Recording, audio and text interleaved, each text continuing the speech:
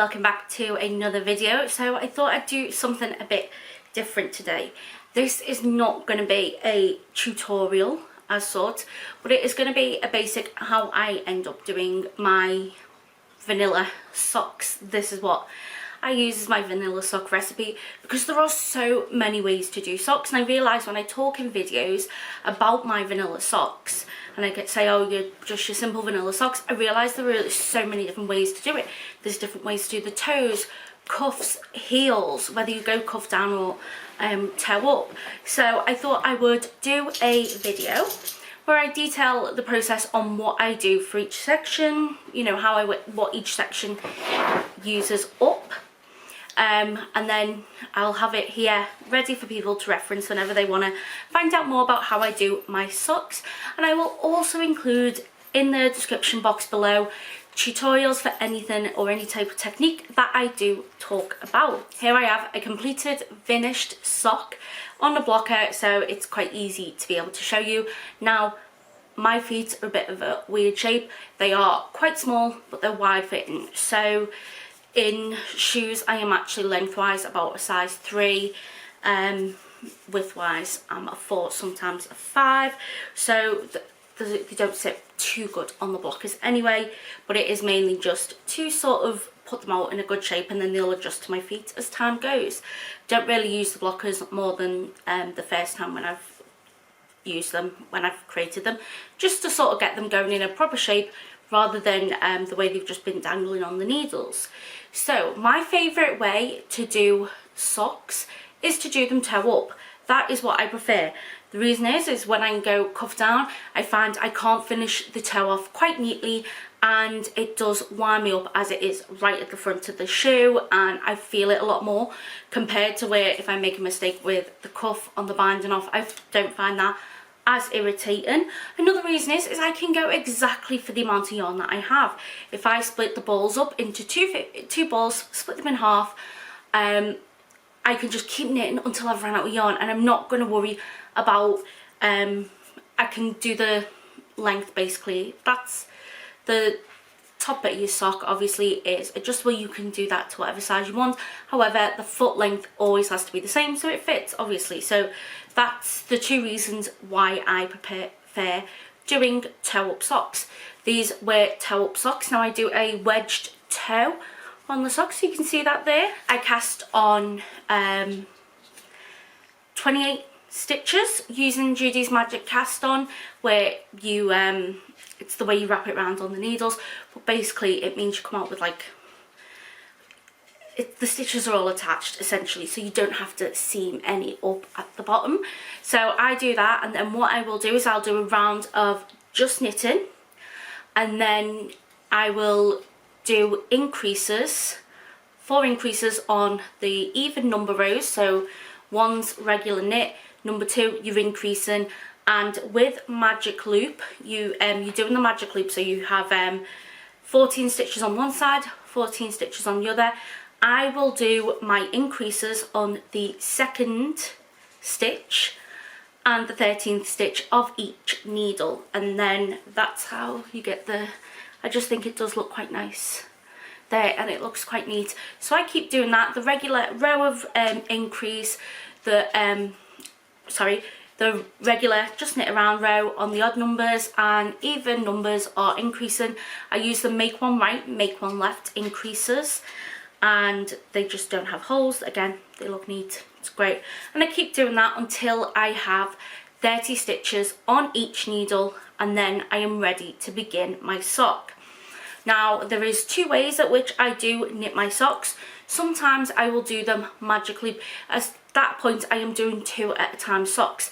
I sometimes do this because I'm worried about getting second sock syndrome and things like that, so that is why I will sometimes do them like that. Also makes it easier when counting with rows. If you're row counting a lot, I find that makes it a lot easier for me, because you can't get off end up on, you know, different amount of rows because you're knitting them both at the time. So I'll sometimes do that magic loop. However, I also really enjoy just doing the one at a time, and what I'll do is I will use the This is the packet, doesn't actually have a needle in, but the Knit Pro Zings and the 25cm cable ones, and I will use the 2.5mm needle, and I'll just knit around, and that way I don't have to pull a loop. I'm not doing it any type of magic loop, it is just round and round knitting, and I really enjoy that at times.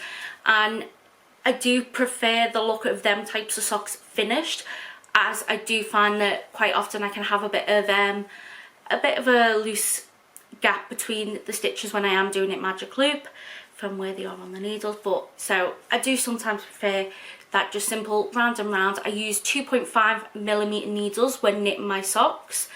If I'm doing the magic loop, I don't use a specific brand.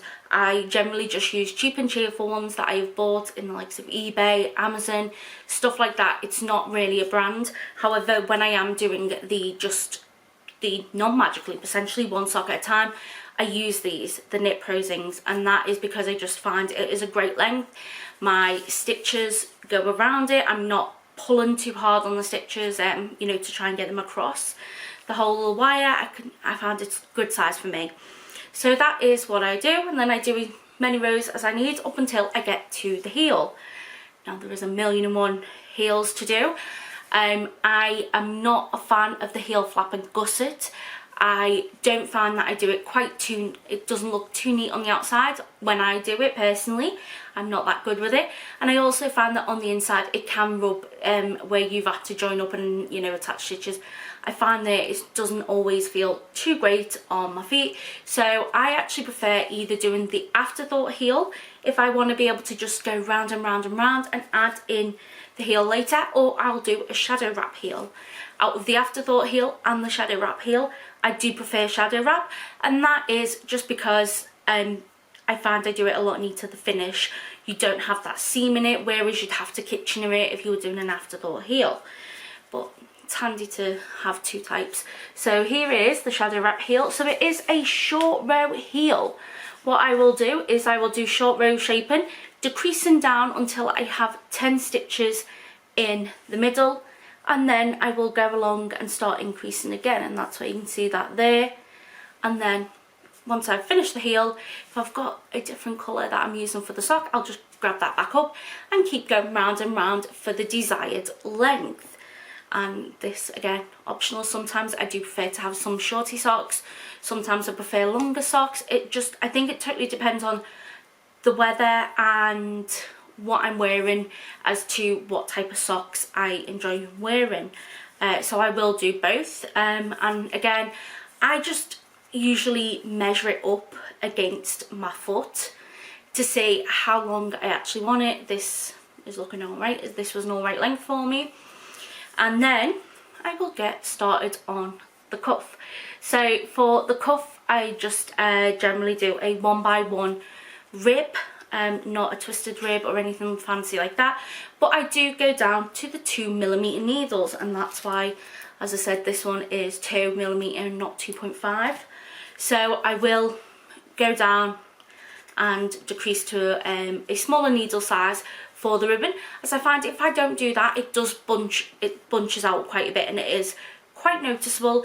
And then I do a stretchy cast off, and I'll link the stretchy bind off that I do use in the description box below. It just involves putting a type of yarn over a stitch in between each stitch that you're casting off, and it just makes it so much stretchier. As you can see there, that can stretch quite a bit, and it is gonna feel comfortable, but at the same time hopefully cling a bit to your leg. So that is basically how I do my socks, and this is my bog standard vanilla recipe socks really that I do. But if I am doing them one at a time, this is my little technique. So I will put stitch markers, usually they are every it's not stitch markers, safety pins, normally around every 10 stitches, and then when I am working on the second sock, every 10 stitches I will take the stitch marker off this one and put it onto the new sock. That way I know when I've finished using up all these, I am then starting on the heel. Same with this. Once I've finished all these, I'm starting on the cuff. So that is a good tip for me to be able to keep track of rows and make sure I'm doing the same amount of rows on socks and I'm not doing them 2 at a time. I hope you've enjoyed this little explanation. I say little, it's gone on for nearly 10 minutes now. I hope you're all having a wonderful day and taking care and staying safe. Let me know down in the description box below, do you knit socks? Do you enjoy knitting socks? And if you want to learn more about the techniques that I've spoke about, I will be linking them all in the description box below. So take care and I'll speak to you all soon. Bye!